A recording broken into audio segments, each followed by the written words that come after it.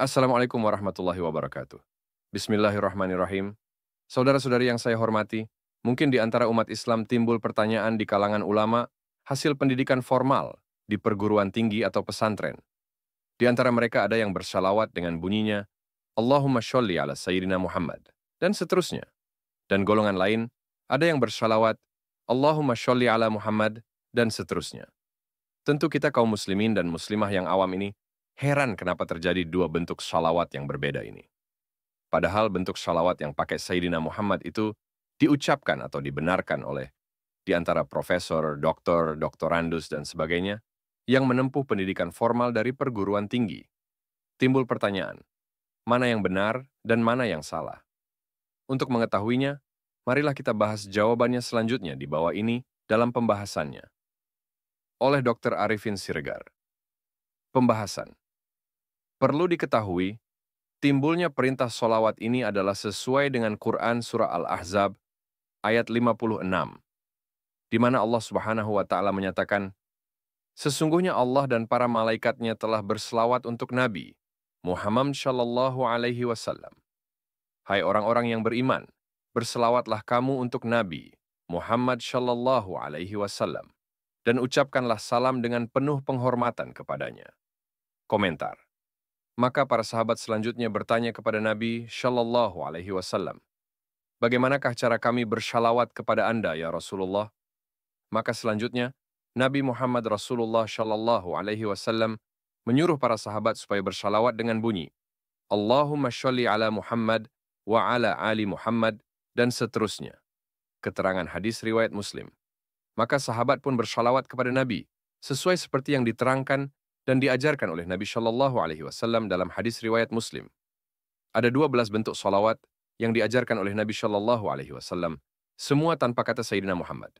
Komentar, memang mengherankan dan menjadi pertanyaan kenapa di antara ulama-ulama, profesor, doktor, kiai, ustaz, dan lain sebagainya, ada yang bersalawat yang berbunyi, Allahumma sholli ala Sayyidina Muhammad, dan seterusnya. Ketahuilah, shalawat ini adalah disampaikan sebagai ucapan doa yang disampaikan kepada Nabi Shallallahu Alaihi Wasallam melalui hadis. Dan hadis ini merupakan wahyu dari Allah Subhanahu wa Ta'ala yang diwahyukan kepada Nabi Shallallahu Alaihi Wasallam.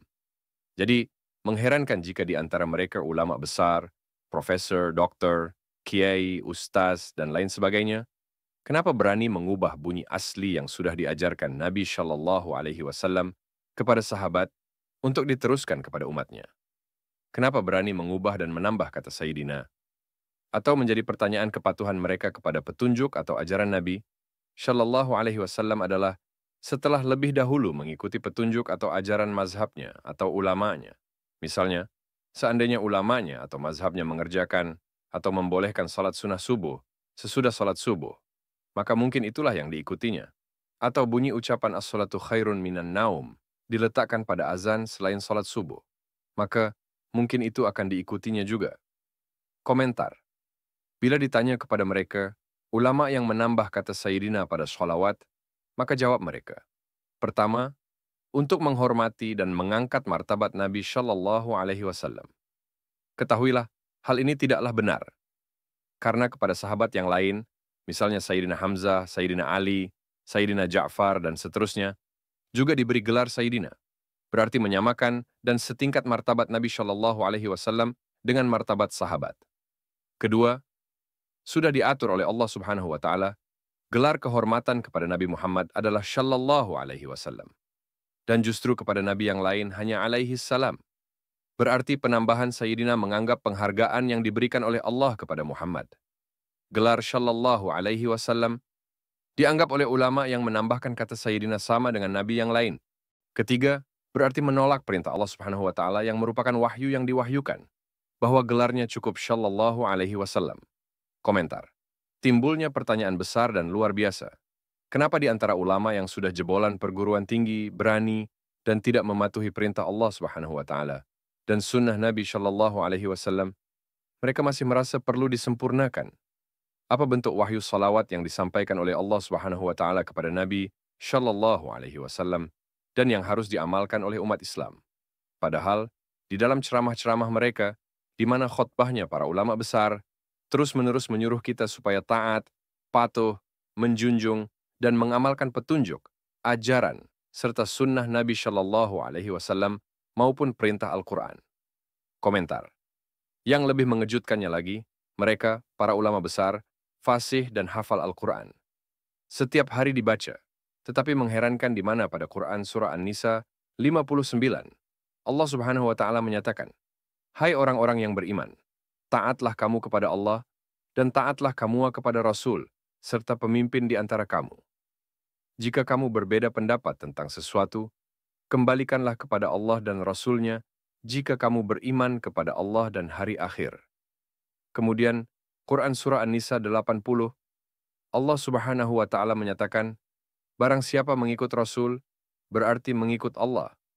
Komentar. Rasulullah Shallallahu Alaihi Wasallam memerintahkan bunyi salawat tanpa kata Sayyidina.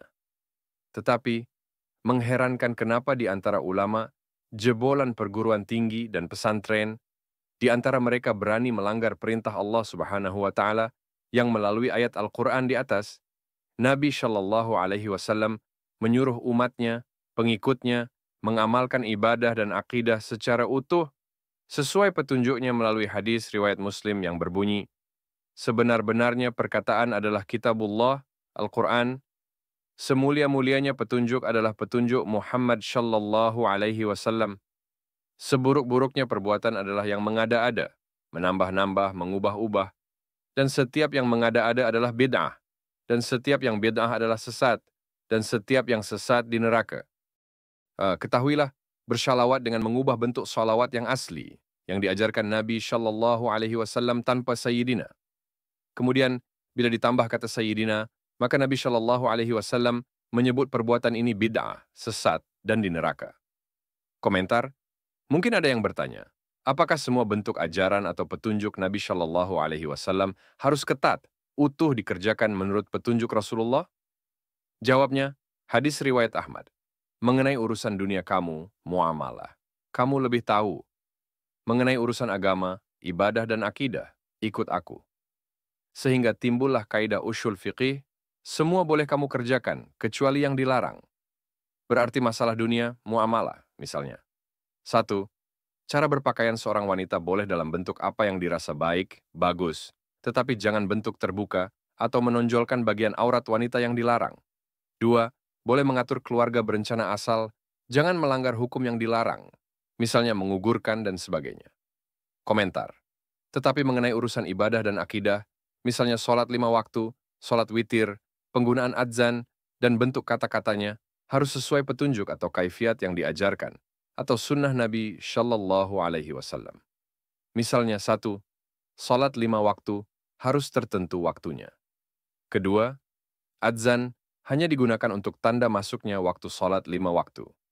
Jangan digunakan adzan untuk penanaman mayat ke liang lahat. Komentar. Sehingga timbullah suatu bentuk kaidah usyul fiqih yang bunyinya mengenai urusan ibadah dan akidah. Tunggu perintah dan contoh, baru boleh dikerjakan. Misalnya puasa Ramadan, perintahnya hanya di bulan Ramadan, jangan dilakukan di luar Ramadan. Puasa Senin, Kamis hanya dilakukan pada hari Senin dan Kamis. Jangan dilakukan misalnya hari Rabu atau hari Sabtu. Atau sebagai contoh, ketika sholat sendirian, dicontohkan Nabi Shallallahu Alaihi Wasallam membaca Al-Fatihah dan ayat dengan suara sir, tidak bersuara. Jangan dibaca dengan suara jahar, suara keras. Nah, kesimpulannya dalam masalah ibadah dan akidah, ikut perintah dan contoh. Dalam masalah dunia, muamalah, kerjakan semua, kecuali yang dilarang oleh petunjuk Nabi Shallallahu Alaihi Wasallam. Kemudian masalah akidah, Al-Quran menyatakan, di sisi Allah kunci-kunci masalah gaib. Tidak ada yang mengetahuinya kecuali Dia.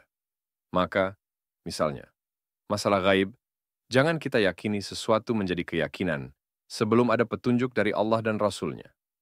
Misalnya, meyakini pahala salat di Masjidil Haram adalah 100.000 kali, dan di Masjid Nabawi 1.000 kali. Hadis riwayat Ahmad Ibnu Majah dan Al-Hakim. Diyakini demikian karena sesuai petunjuk Nabi Shallallahu Alaihi Wasallam. Komentar. Menambah-nambah atau merubah-ubahnya, petunjuk Nabi, itulah yang dituduh Nabi Shallallahu Alaihi Wasallam sebagai perbuatan bid'ah, sesat, dan di neraka. Terima kasih telah menyimak pembahasan kami hingga akhir. Semoga apa yang telah disampaikan dapat memberikan pencerahan dan pemahaman lebih dalam mengenai pentingnya mengikuti ajaran Nabi Muhammad SAW dalam ibadah dan akidah. Jika ada pertanyaan atau hal-hal yang ingin ditanyakan lebih lanjut, jangan ragu untuk menuliskan komentar di bawah ini. Jangan lupa untuk like, subscribe, nyalakan lonceng notifikasi, dan share video ini agar semakin banyak yang mendapatkan manfaatnya. Wassalamualaikum warahmatullahi wabarakatuh.